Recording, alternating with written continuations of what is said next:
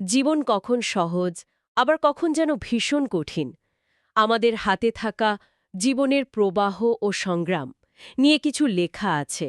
আজ আমরা এ বিষয়টা নিয়েই একটু গভীরে যাব।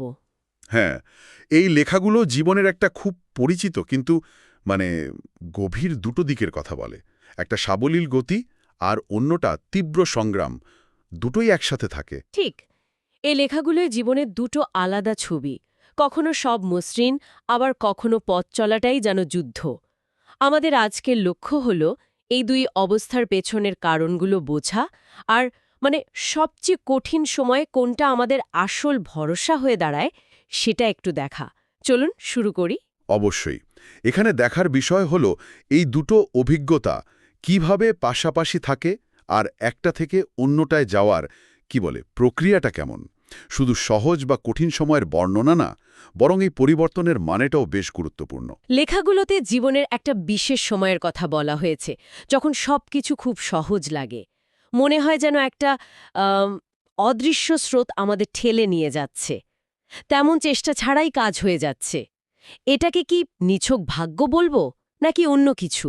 এখন ঠিক ভাগ্য না বলে লেখাগুলো এটাকে বলছে পরিস্থিতির অনুকূল থাকা, যখন আমাদের ভেতরের চাওয়া আর বাইরের অবস্থা মিলে যায় তখন এমনটা হয়। আচ্ছা। চেষ্টাগুলো সহজে লক্ষ্যে পৌঁছায়, নিজের উপর ভরসাও বাড়ে।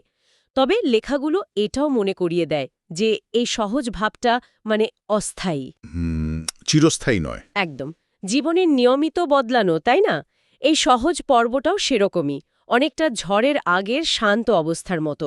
এখানেই বিষয়টা অন্যদিকে মোড় নেয়, যখন পরিস্থিতি পাল্টে যায়, যখন কোনো বড় লক্ষ্যের জন্য বা শুধু টিকে থাকার জন্যই লড়াই করতে হয়, তখনকার অভিজ্ঞতাটা কেমন।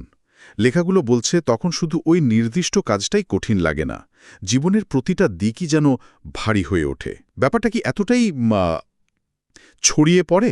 হ্যাঁ, এই জায়গাটায় খুব গুরুত্বপূর্ণ একটা দিক। কঠিন সময়টা শুধু একটা চ্যালেঞ্জে আটকে থাকে না, এটা যেন জীবনের সবখানে এর ছায়া পড়ে। রোজকার ছোট ছোট কাজও বিশাল মনে হতে পারে। তাই নাকি? বলতে গেলে টিকে থাকাটাই আসল হয়ে দাঁড়ায়। আর সবচেয়ে অদ্ভুত ব্যাপার, লেখাগুলোতে বলছে যে এই কঠিন সময়ে আমাদের এতদিনের জমানো জ্ঞান, বিদ্যা, অভিজ্ঞতা এগুলো অনেক সময় অকেজো লাগে। যা শিখেছি, জেনেছি, মনে হয় যেন কোনো কাজেই আসছে না। এটা কেন? জ্ঞানের কমতি নাকি পরিস্থিতির চাপ? খুব ভালো একটা প্রশ্ন এটা।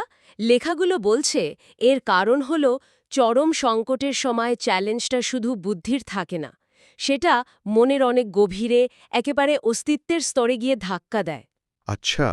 জ্ঞান হয়তো আমাদের পথ বাতলে দিতে পারে, কিন্তু ওই যে প্রচণ্ড মানসিক চাপ, ভয় বা অনিশ্চয়তা, ওগুলো সামলানোর জন্য শুধু তথ্য যথেষ্ট নয়। আর এখানেই লেখাগুলোর মূল কথাটা স্পষ্ট হয়। কি সেটা? সেই কঠিন মুহূর্তে যা সবচেয়ে বেশি দরকার তা হল ভেতরের একটা স্থির ভাব, একটা মানসিক শান্ত অবস্থা, আর নিজের প্রতি, নিজের মূল বিশ্বাসের প্রতি গভীর আস্থা। What you believe deep down. তার যখন বাইরের সবকিছু হাতের বাইরে, তখন ভেতরের ওই স্থির থাকাটাই আসল শক্তি।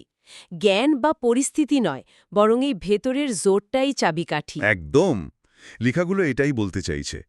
জ্ঞান আমাদের পথ দেখাতে সাহায্য করে ঠিকই, কিন্তু সেই পথে চলার আসল জোরটা আসে ভেতর থেকে। কঠিন সময়ে যখন যুক্তি দিয়ে কুল পাওয়া যায় না, তখন নিজের ভেতরের ওই শান্ত ভাব আর বিশ্বাসের ওপর ভর করেই মানুষ এগোয়। হুম। এটা বাইরের কিছু না, এটা পুরোপুরি ভেতরের জিনিস। পরিস্থিতি যখন যুক্তি মানে না, তখন এই ভেতরের শক্তিটাই ভরসা যোগায়। তাহলে সব মিলিয়ে যা বোঝা গেল, জীবন হল এই সহজ আর কঠিন সময়ের আসা যাওয়া। যখন সব সহজ তখন বেশ আরামেই কেটে যায়, কিন্তু যখন ঝড় আসে, যখন জ্ঞান বুদ্ধিও যথেষ্ট মনে হয় না, তখন আমাদের আসল শক্তি হল ভেতরের ওই স্থিরতা আর নিজেদের গভীর বিশ্বাসগুলো। বাইরের অবস্থা নয়, ভেতরের এই আশ্রয়টাই তখন পথ দেখায়। ঠিক। আর এখানে একটা জরুরি প্রশ্ন চলে আসে, জানিয়ে ভাবা যেতে পারে। লেখাগুলো তো কঠিন সময়ের সম্বল নিয়ে কথা বলল, কিন্তু যখন জীবন সহজ থাকে, যখন স্রোত আমাদের দিকে, তখন কি আমরা একটু চেষ্টা করে ভেতরের ওই স্থিরতা আর বিশ্বাসকে আরও মজবুত করতে পারি না? বাহ, দারুণ পয়েন্ট। মানে সহজ সময়ে কি কঠিন সময়ের জন্য এই মানসিক প্রস্তুতিটা নিয়ে রাখা যায়? হয়তো সহজ সময়টাই হলো এই ভেতরের শক্তি জমানোর সেরা সময়। এটা নিয়ে আমাদের সবারই একটু ভাবার জায়গা রইল।